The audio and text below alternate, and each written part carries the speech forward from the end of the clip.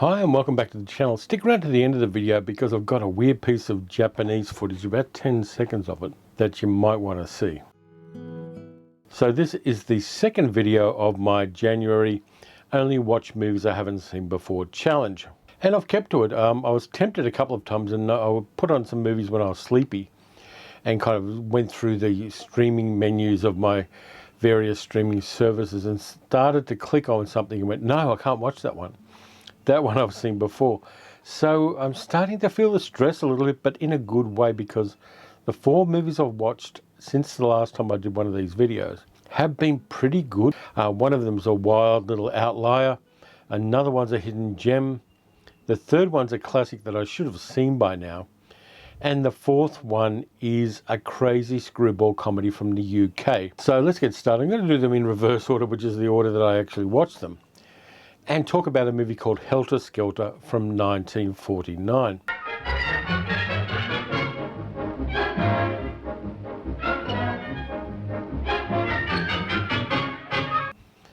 Now this isn't the Helter Skelter you got with Steve Railsback playing Charles Manson in the TV movie based on the book by Vincent Bugliosi.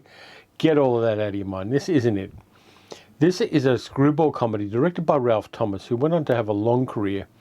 And he did a few really interesting Euro spy movies in his later career. He did Hot Enough for June, and he also did Deadlier Than the Male and Some Girls Do, all of which I recommend.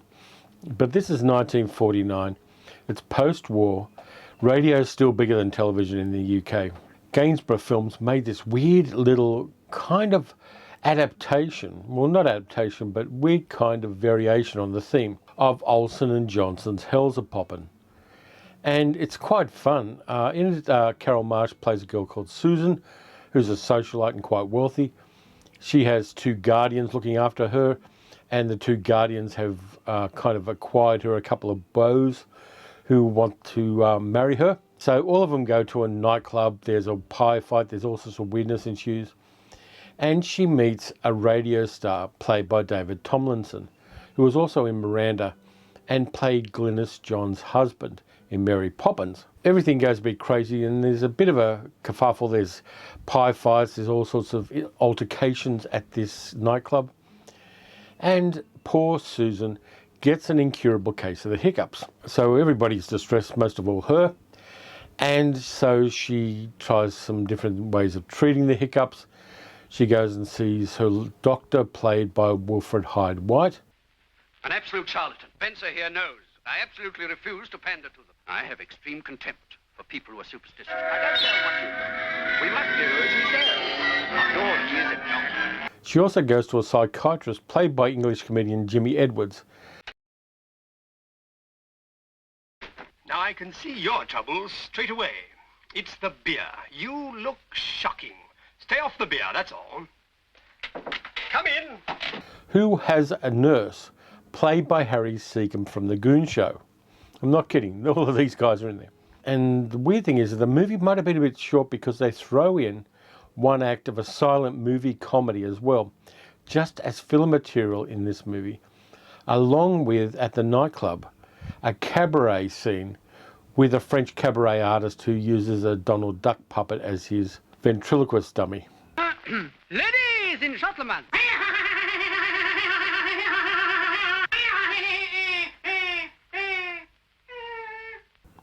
Like I said, this is weird and wild stuff. It's got a whole bunch of references that people in 1949 might recognise, but a lot of people now won't. And right at the end, it's got a cameo of Glynis Johns playing Miranda, the mermaid character she played in a Gainsborough picture the year before. But we've also got a whole bunch of other familiar faces in this film. You've got Terry Thomas doing a radio sketch he did called Technical Hitch, where he does a whole bunch of different voices. And, you know, we don't know Terry Thomas for being a kind of voice artist, but he had range as a voice artist. And this is the one place in movies where you actually see him doing that and not just playing an upper crust English twit. How do you do? This is your old friend, Terry Toothbury Thomas, bringing you another program of records. I do hope you like them. James Hayter, the character actor, turns up as a publican. Judith First turns up as David Tomlinson's mother. There's just so many English people in this one that you know the face of if you don't know the works of. And it's a kind of screwball comedy. It breaks the fourth wall on a regular basis. It's got John Pertwee playing a waiter with a fake East European accent.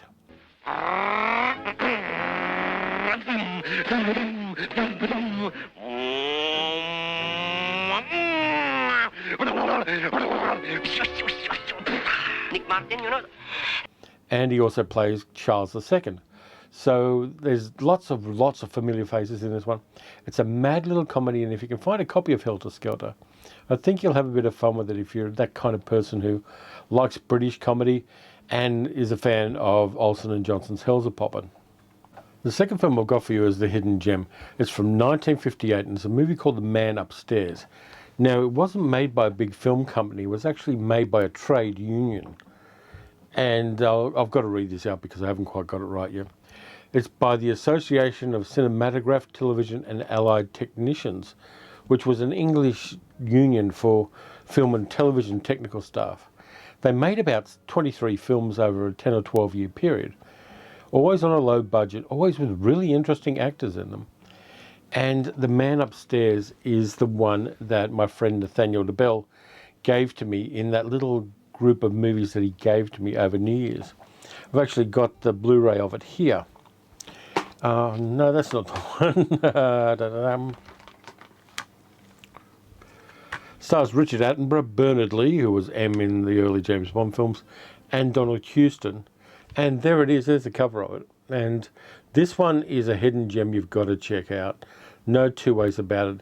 It's a small, simple story, but the resolution to the plot is counterintuitive to those of us who are incredibly familiar with film grammar.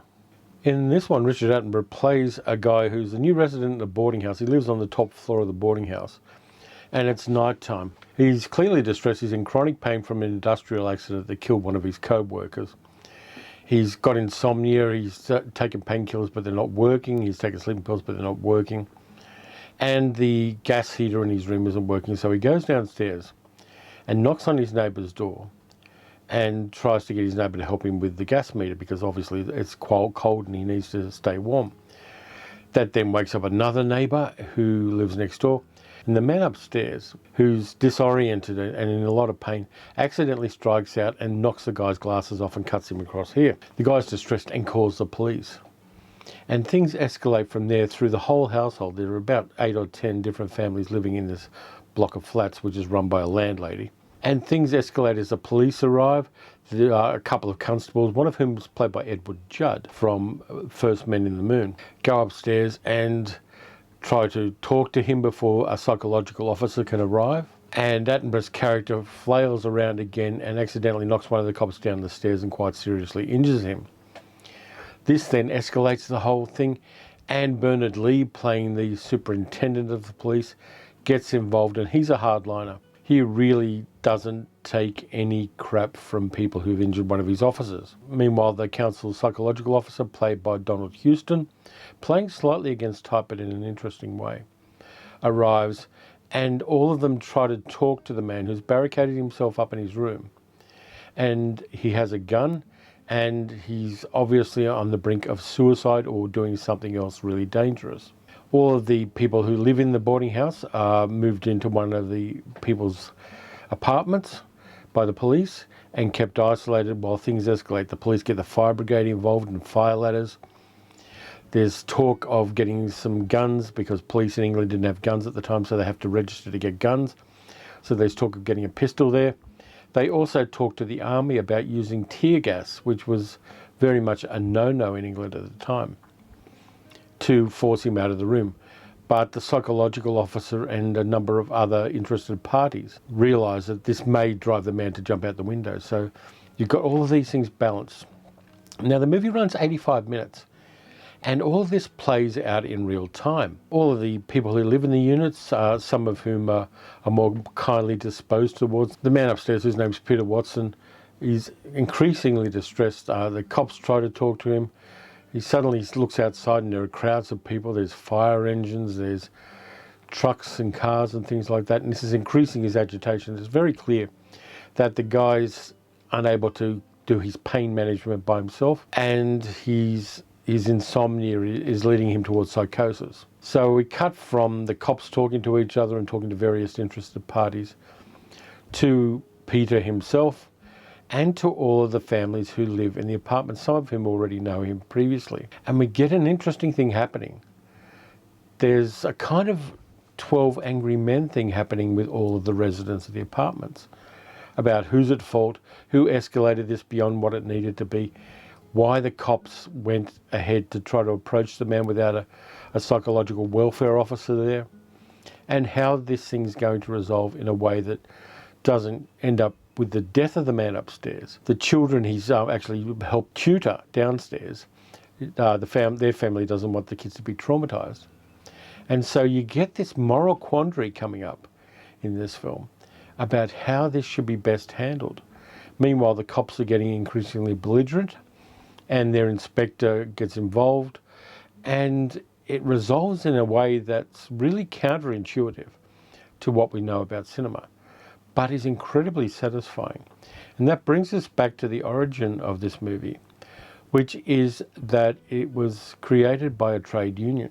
Then the movie goes into themes of collective responsibility, on blind obedience to authority, on giving people more power than they should have in difficult circumstances.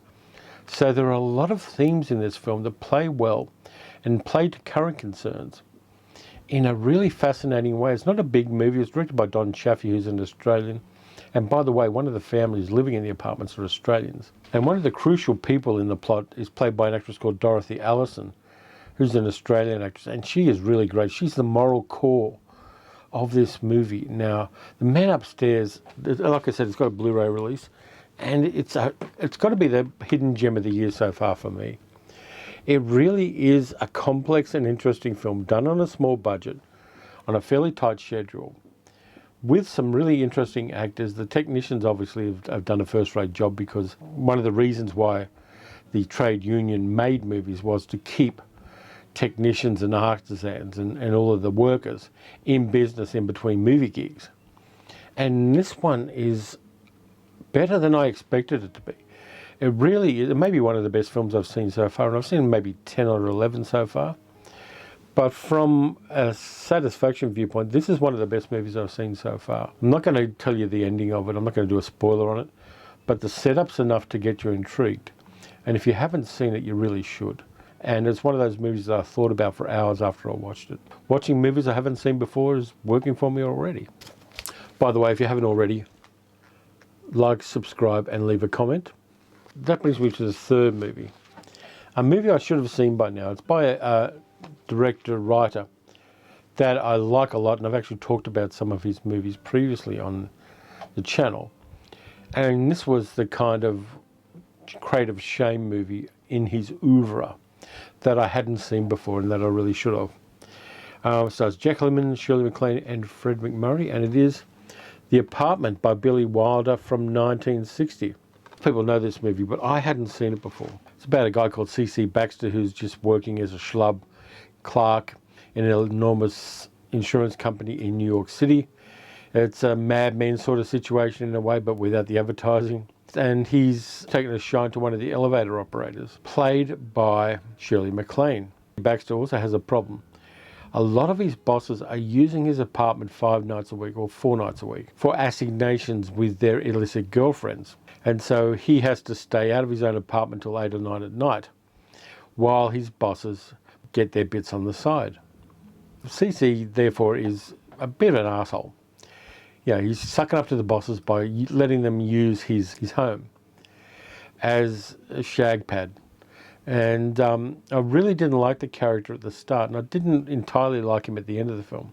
Shirley MacLaine as Fran Kubelik is smart, vulnerable, intelligent, even though she keeps saying she can't spell, which is why she's running an elevator instead of being in some sort of clerical job. She's just a well-rounded character. Then along comes the head of personnel in this enormous insurance company, Sheldrake, played by Fred MacMurray, playing towards his double indemnity type, but playing against the type that he did when he was making My Three Sons and really poor Disney movies. Sheldrake tells Baxter that he wants the extra night that Baxter's got free during the week for his assignations.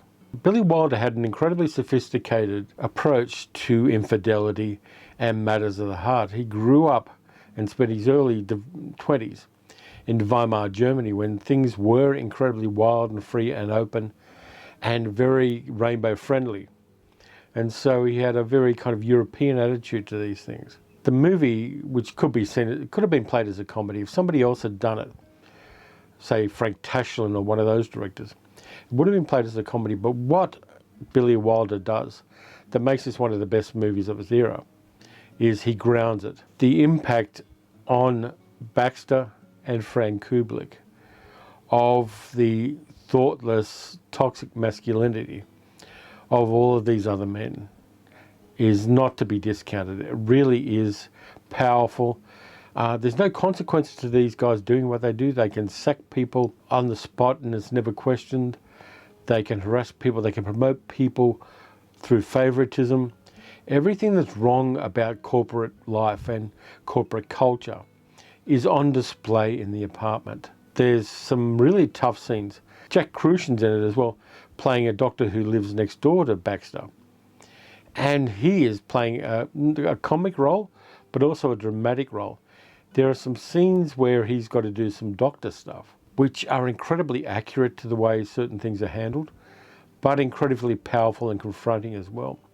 This movie has gut punches among the laughs and among the situations it's got in them. And I wish I had seen it a lot earlier, because for me, this is Billy Wilder at his best. The year before, him and Jack Lemmon were doing Some Like It Hot. In Dragon, it was purely a comedy. But with The Apartment, he lands it so hard and heavy. He makes it realistic in a way that Hollywood movies of this type at the time simply weren't.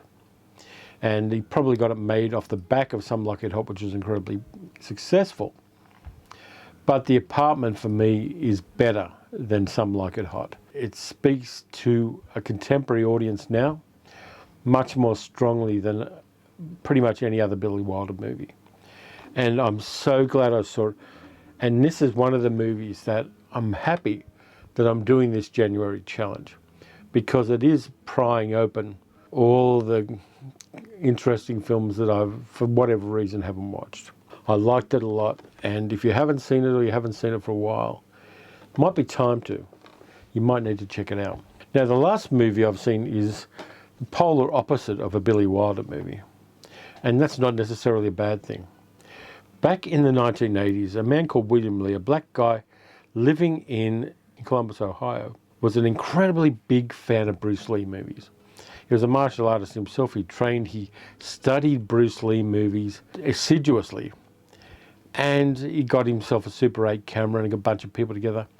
And for $1,500, he made a Kung Fu movie. It's got voiceovers by William Lee. He's created a hero character who's got the really weird name of Magneta Phase. And he made a movie called Treasure of the Ninja on Super 8 and in 1987. He made a few other films as well, and they're all on this disc, which is from the American Genre Film Archive, which has preserved this movie and put it out on Blu-ray. I haven't seen the other ones. He made a movie called The New Chinese Connection, which is based, of course, on the Chinese Connection, the Bruce Lee movie, and another one called Dragon vs. Ninja. Now, this is the cinematography here, the blocking, the lighting some of the time, the script, the plot, the acting is all incredibly marginal. My name, Magneta Phase, and if you don't believe in ninja, well, I've got one hell of a story for you. But by the end of the movie, you kind of like it. There's a wry, kind of self-depreciating voiceover, which got better with time. It may have been made over a couple of years, because at one stage, Magneta Phase, the hero, talks about how much his hair keeps changing, because obviously he's filmed it when he's had different hairstyles. So they roll that into the film. And they filmed some of it on the streets of New York, and also in the area around the base of the World Trade Center Twin Towers. So you get a bit of that. You also get some breakdancing, because it's 1987. If you're in New York, you're not going to film breakdancing. But the kung fu and the action scenes are pretty well done. They're better than anything else in the movie. Now, right at the start, the quality of the film is pretty low, but it looks like William Lee got better at doing it. He was self-taught. He was teaching himself while he was making this movie. So the lighting got better, the crispness of the image got better, the camera work got better as the movie progresses. And by the end of it, he's pretty damn competent. It's a silly movie in a lot of ways. I mean, there's ninjas everywhere. Instead of a jungle, he's got a little kind of scrubby forest somewhere near Columbus, Ohio. And you can see that the seasons change in between the scenes because the trees have leaves on them in the second lot. But in the first lot, you can tell it was filmed more or less in wintertime. The hero, Magneto Phase, has a 14-year-old girl genius sidekick who's not afraid to shoot people, and particularly ninjas, when she needs to. This is a crazy little film, and at first it was a bit of a drag for me to watch the first part, but it kind of sucked me in. And if you get a copy of this, you might want to check it out. I'm going to check out the other movies on it, maybe not this month, but I'll check out William Lee's other films on this one. William Lee went on to be a personal trainer in the 21st century. Before that, he had some problems with lupus, the autoimmune disease. I've got a lot of love for William Lee now, having watched this film, because as it is with any movie you ever watch, he succeeded to the extent that he got a film made. And even though a lot of the special effects and the sound design and the blocking and the framing of the film and all the rest of it is kind of basic and not very good. And I should talk about rotten cinematography. William Lee's Treasure of the Ninja is one of those movies that you can sit back, have a couple of brews or whatever you self-medicate with, and just enjoy a silly movie. It's in 1.33 to 1 aspect ratio. Like I said, it's filmed on Super 8, so don't expect an incredibly sharp image. But you might just enjoy this one. Anyway, that's it for this time around. It's been fun doing these movies. I've gone from the top of cinema to somebody who's just had a passion to make a movie and made one. By the way, you can support the channel by going to patreon.com/paleocinema. Times are weird at the moment. We all know that. Times are very, very weird in January 2022. And if you're watching this months from now, I hope things are better for you. So everybody stay safe and look after yourselves. Do the right things. Do what you need to do to protect you and yours. We'll get through this. Watch some good movies. Watch some bad movies. Watch some passion projects that aren't wonderful, but are cute. And I'll catch you next time.